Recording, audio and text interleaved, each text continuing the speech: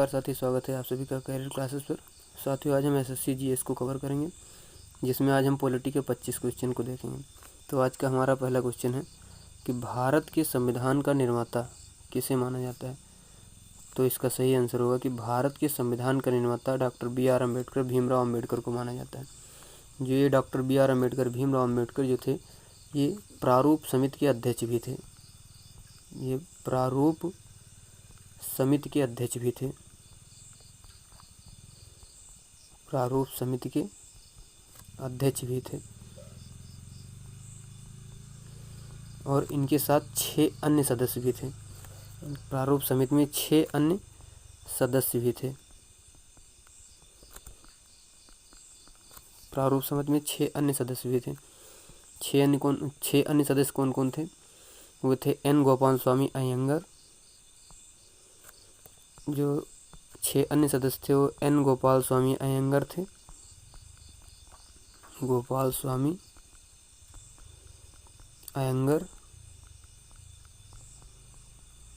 उसके बाद में फिर दूसरा थे, पहला N गोपाल स्वामी अयंगर, दूसरा थे फिर अल्लादी कृष्ण स्वामी अय्यर। अल्लादी कृष्ण स्वामी अय्यर थे।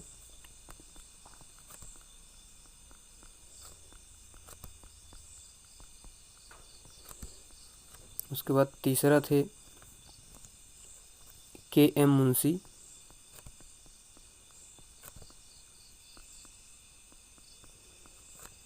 उसके बाद में फिर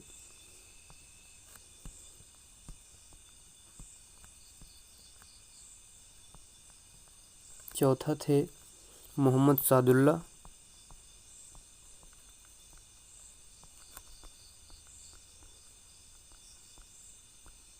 उसके बाद में फिर पांचवा थे BL मित्र।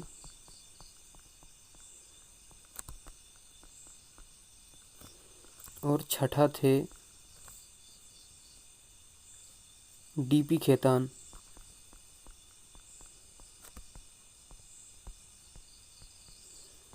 तो हमको पता होना चाहिए कि जो भारत का संविधान को जो निर्माता हैं उनको BR अम्बेडकर को माना जाता है। और ये संविधान निर्माण के समय जो प्रारूप समिति बनी थी उसके अध्यक्ष भी थे। और जो प्रारूप समिति में इनके अलावा 6 अन्य सदस्य और भी थे। वे थे N गोपाल स्वामी अयंगर, अल्लादी कृष्ण स्वामी अय्यर, KM मुंशी, मोहम्मद सादुल्ला और BL मित्र तथा DP खेतान। उसके बाद में हमारा नेक्स्ट क्वेश्चन है कि भारत के गणतंत्रीय दल की स्थापना किसने की थी। तो इसका सही आंसर होगा कि जो भारत के गणतंत्रीय दल की स्थापना थी वो डॉक्टर BR अम्बेडकर ने ही की थी। भारत के गणतंत्रीय दल की स्थापना BR अम्बेडकर ने की थी।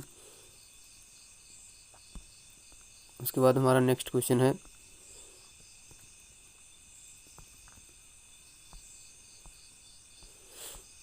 हमारा तीसरा क्वेश्चन है कि भारत की संविधान सभा किसके कहने पर बनाई गई थी। भारत की संविधान सभा किसके कहने पर बनाई गई थी।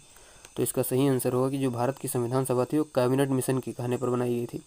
जो भारत की संविधान सभा थी वो कैबिनेट मिशन के कहने पर बनाई गई थी। इसके कुछ अन्य टॉपिक इसके लिए अन्य जानकारी से रिलेटेड ये हैं कि जो द्वितीय विश्व युद्ध समाप्त हुआ था, द्वितीय विश्व युद्ध समाप्ति के बाद जुलाई 1945 में ब्रिटेन की नई सरकार ने भारत संबंधी अपनी नई नीति की घोषणा की तथा एक संविधान निर्माण करने वाली समिति बनाने का निर्णय लिया। उसी समिति को कैबिनेट मिशन के नाम से जाना जाता है। और भारत की आज़ादी के सवाल का हल निकालने के लिए ब्रिटिश कैबिनेट के 3 मंत्री भारत भेजे गए। इस मिशन के सदस्य स्टैफर्ड क्रिप्स और पैथिक लॉरेंस और AB अलेक्जेंडर थे। इसे कैबिनेट मिशन कहा जाता था। इन तीनों सदस्यों का जो ग्रुप था इसको कैबिनेट मिशन कहा गया। कैबिनेट मिशन के अध्यक्ष भारत मंत्री पैथिक लॉरेंस थे। जो कैबिनेट मिशन के अध्यक्ष थे, कैबिनेट मिशन के जो अध्यक्ष थे, वो पैथिक लॉरेंस थे। पैथिक लॉरेंस जो कैबिनेट मिशन के अध्यक्ष थे वो पैथिक लॉरेंस थे। कैबिनेट मिशन की योजना के अनुसार संविधान सभा का गठन किया। जो कैबिनेट मिशन थी इसी की योजना के अनुसार संविधान सभा का गठन किया गया। संविधान सभा का गठन किया गया।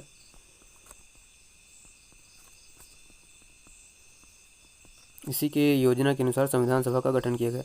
तो इसका सही आंसर होगा कैबिनेट मिशन की। भारत की संविधान सभा किसके कहने पर बनाई गई थी। तो इसका सही आंसर होगा कि कैबिनेट मिशन के कहने पर बनाई गई थी।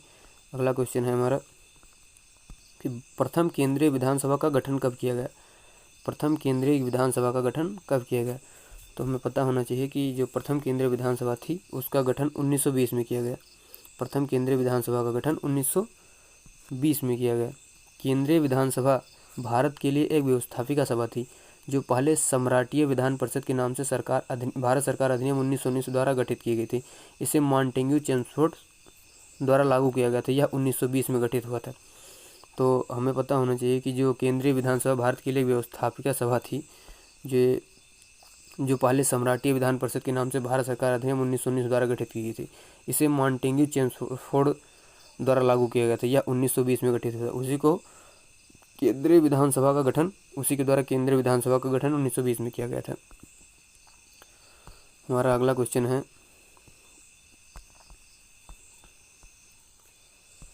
जिस संविधान सभा द्वारा भारत के संविधान का अधिनियमन किया गया उसके सदस्य कौन थे, तो इसका सही आंसर होगा विभिन्न प्रांतों की विधानसभाओं द्वारा निर्वाचित। तो इसका सही आंसर होगा विभिन्न प्रांतों की विधानसभाओं द्वारा निर्वाचित। मतलब जिस संविधान सभा द्वारा भारत के संविधान का अधिनियमन किया गया उसके सदस्य थे विभिन्न प्रांतों की विधानसभा निर्वाचित सदस्य थे। संविधान सभा के सदस्यों का चुनाव प्रांतीय विधानसभाओं द्वारा एकल हस्तांतरणीय समानुपातिक प्रतिनिधित्व प्रणाली के आधार पर किया गया था। संविधान सभा के सदस्यों की कुल संख्या थी 379। जो संविधान सभा थी उसके सदस्यों की कुल संख्या 379 थी।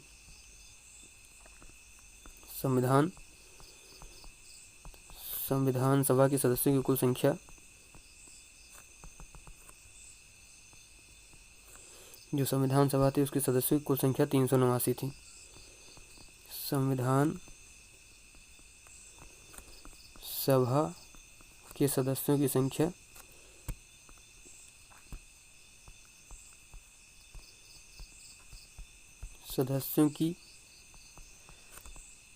कुल संख्या 379 थी। अगला क्वेश्चन है हमारा, निम्नलिखित में से किसने पहले 1935 में संविधान सभा का सुझाव प्रस्तावित किया था, तो इसका सही आंसर होगा कि सबसे पहले 1935 में संविधान सभा के सुझाव का प्रस्ताव जवाहरलाल नेहरू ने एम.एन. राय ने प्रस्तावित किया था। जो निम्नलिखित में से किसने से पहले 1935 में संविधान सभा का सुझाव प्रस्तावित किया था, तो इसका सही आंसर होगा एम.एन. राय। एम.एन. राय ने 1935 में संविधान सभा के सुझाव को प्रस्तावित किया था। जो भारतीय संविधान सभा का विचार सर्वप्रथम मानवेंद्र राय, इनका पूरा नाम है मानवेंद्र नाथ राय। मानवेंद्र नाथ राय, इन्होंने ही सर्वप्रथम संविधान सभा का सुझाव 1935 में प्रस्तुत किया था। इनके द्वारा 1934 में संविधान सभा का सुझाव प्रस्तुत किया गया था। यह 1935 में भारतीय राष्ट्रीय कांग्रेस की आधिकारिक मांग बनी। जो ये संविधान सभा का जो सुझाव था यह 1935 में भारतीय राष्ट्रीय कांग्रेस की आधिकारिक मांग बन गई और अगस्त 1940 में अगस्त प्रस्ताव द्वारा इस मांग को स्वीकार कर लिया गया। और जो ये इसका जो सुझाव था संविधान सभा का, इसे 1940 में अगस्त प्रस्ताव के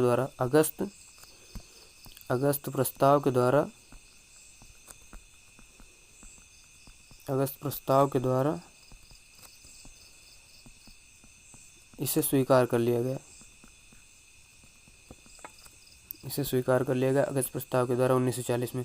हालांकि इसकी स्थापना कैबिनेट मिशन योजना 1946 के अंतर्गत की गई थी। संविधान सभा ने भारतीय संविधान का प्रारूप तैयार किया और जो संविधान सभा थी इसने संविधान का प्रारूप तैयार किया। इसीलिए ये क्वेश्चन बहुत इंपॉर्टेंट हो जाता है। हमारा अगला क्वेश्चन होगा कि भारतीय संविधान में कितने भाग हैं। तो इसका हमारा आंसर होगा कि भारतीय संविधान में 25 भाग हैं। भारतीय संविधान में 25 भाग हैं। जो सबसे पहले जो संविधान बना था आरंभ में भारतीय संविधान में 22 भाग थे। प्रारंभ में भारतीय संविधान में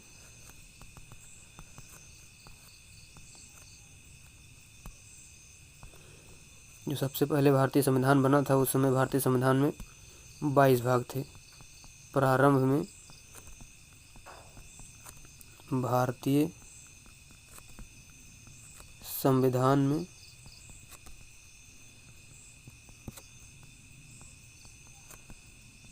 बाईस भाग थे। प्रारंभ में भारतीय संविधान में 22 भाग थे और इन 22 भाग के अंतर्गत 395 अनुच्छेद भी थे। 395 अनुच्छेद। प्रारंभ में भारतीय संविधान में 22 भाग और 395 अनुच्छेद थे, लेकिन वर्तमान में भारतीय संविधान में 25 भाग और 448 अनुच्छेद हैं, 448 आर्टिकल हैं। तो ये हमको पता होना चाहिए। फिर हमारा अगला क्वेश्चन है कि भारत की संविधान सभा की पहली बैठक की अध्यक्षता किसने की थी। तो हमें पता होना चाहिए कि भारत की संविधान सभा की पहली बैठक की अध्यक्षता डॉक्टर सच्चिदानंद सिन्हा ने की थी। डॉक्टर सच्चिदानंद सिन्हा 9 दिसंबर 1946 को आयोजित संविधान सभा के अस्थायी अध्यक्ष के रूप में चुने गए थे। जो संविधान सभा जिसका आयोजन 9 दिसंबर 1946 को किया गया था, उसके ये अस्थायी अध्यक्ष चुने गए थे। 9 दिसंबर 1946 को आयोजित संविधान सभा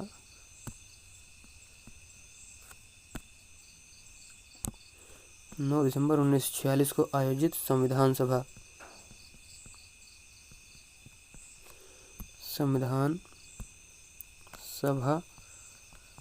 के अस्थायी अध्यक्ष चुने गए थे। अस्थायी अध्यक्ष चुने गए सच्चिदानंद सिन्हा।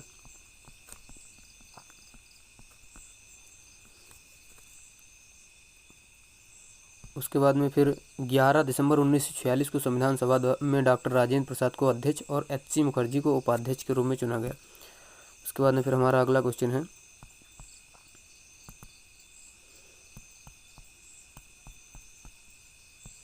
भारतीय संविधान का कौन सा भाग केंद्र शासित प्रदेशों के बारे में बताता है। तो हमें पता होना चाहिए कि जो भारतीय संविधान का जो भाग 8 है वो केंद्र शासित प्रदेशों के बारे में बताता है। भारतीय संविधान का भाग 8 केंद्र शासित प्रदेशों से संबंधित है। भाग 8 के तहत अनुच्छेद 239 से 242, अनुच्छेद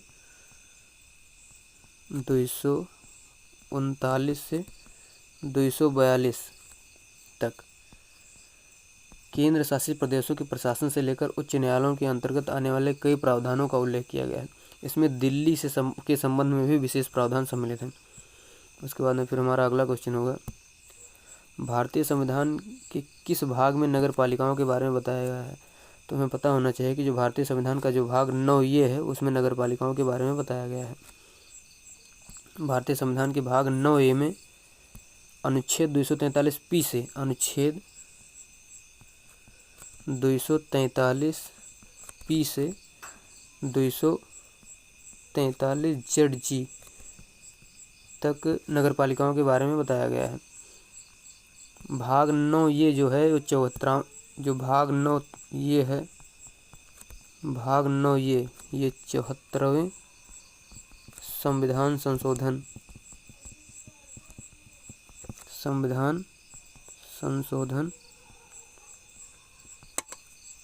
1992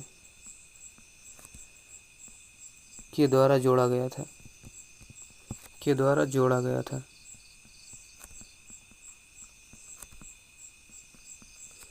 उसके बाद में फिर हमारा अगला क्वेश्चन है कि 1773 के विनियमन अधिनियम के दोषों को दूर करने के लिए ब्रिटिश संसद द्वारा पारित किया गया कौन सा अधिनियम है जो ईस्ट इंडिया कंपनी अधिनियम 1784 के नाम से जाना जाता है। तो हमको पता होना चाहिए कि 1773 का अधिनियम था, उसके दोषों को दूर करने के लिए एक एक्ट पारित किया गया था 1784 में। उस एक्ट को हम पिट्स इंडिया एक्ट के नाम से जानते हैं। जो 1773 का जो रेगुलेटिंग एक्ट आया था उसके दोषों को दूर करने के लिए 1784 में एक एक्ट पारित किया गया जिसको हम पिट्स इंडिया एक्ट के नाम से जानते हैं। उसके बाद में फिर हमारा अगला क्वेश्चन है वर्ष 1946 में संविधान बनाने के क्रम में संविधान सभा का सलाहकार किसे नियुक्त किया गया था? तो हमको पता होना चाहिए कि जो BN राव थे उनको संविधान सभा का सलाहकार नियुक्त किया गया था। ये एक न्यायविद थे, इनको संविधान सभा का सलाहकार नियुक्त किया गया था।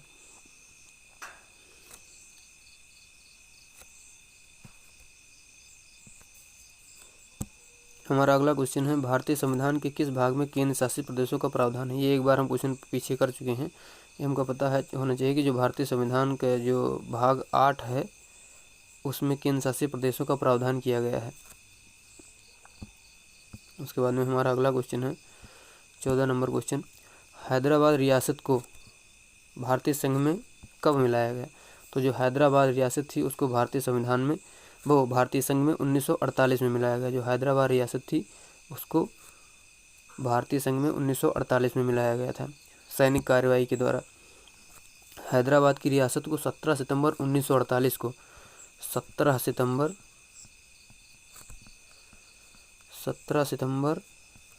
1948 को भारतीय संघ में मिलाया गया था।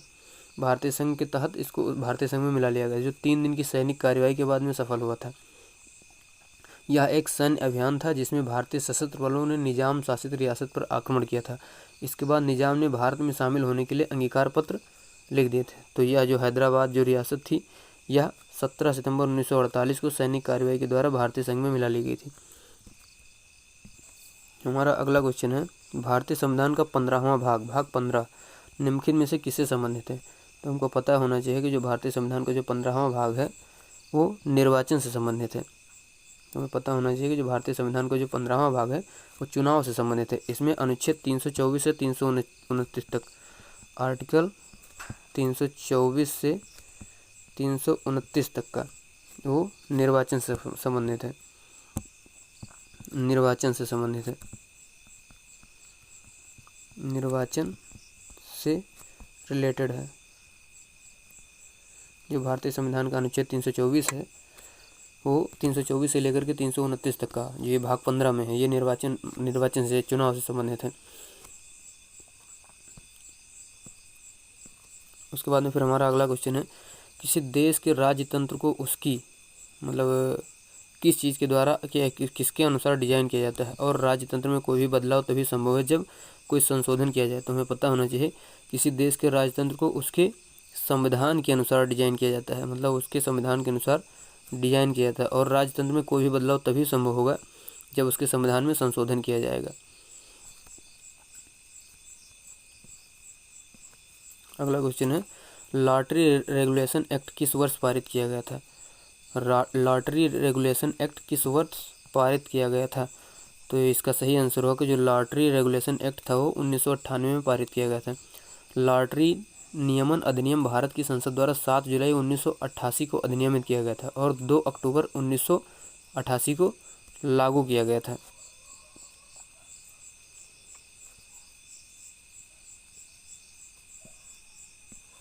हमारा अगला क्वेश्चन है, जीवी मावलंकर भारत की संविधान सभा के किस चीज़ के अध्यक्ष थे?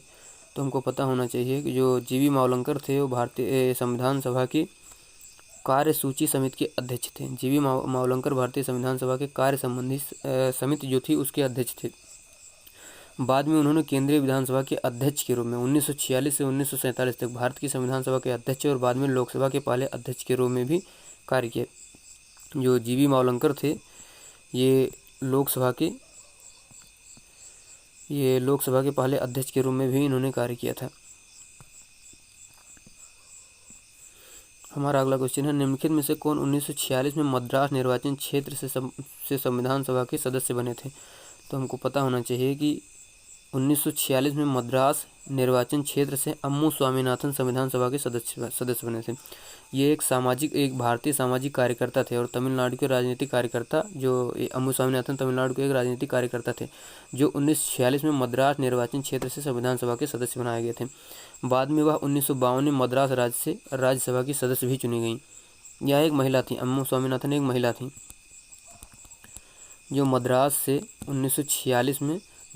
निर्वाचन क्षेत्र से 1946 में संविधान सभा के सदस्य बने थे। बाद में इनको 1952 52 में इनको मद्रास राज्य से इनको राज्यसभा सदस्य भी चुनी गई है।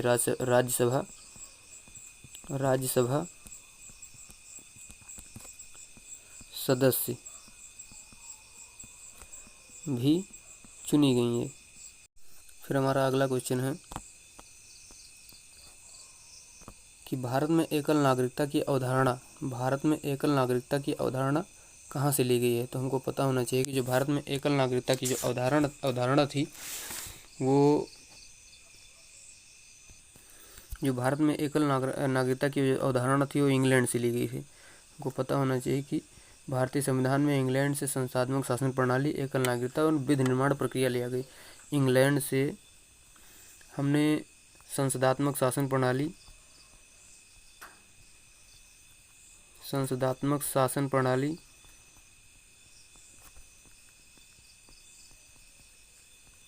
विधि निर्माण प्रक्रिया और एकल नागरिकता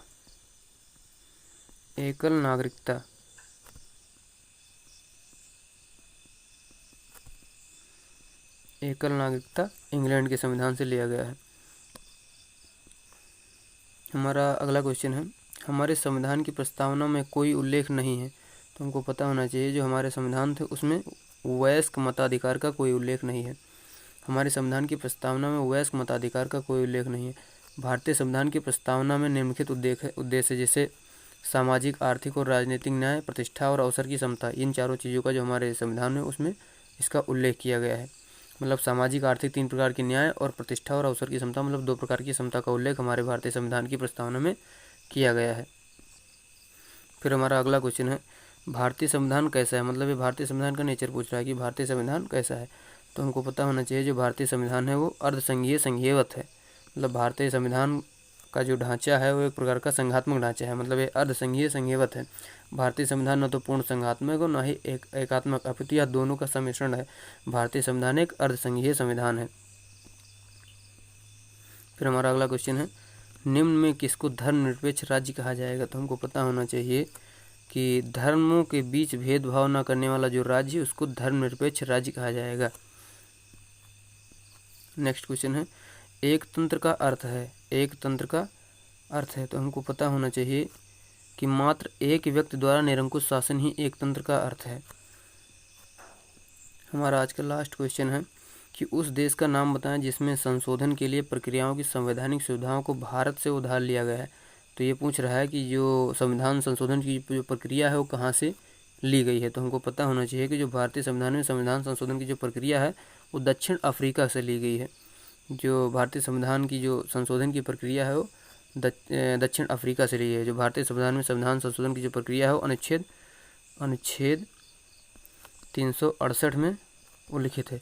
तो ये थी आज की हमारी जीएस की ऑब्जेक्टिव क्वेश्चन की क्लास, जिसमें हमने आज पॉलिटी के 25 क्वेश्चन को किया।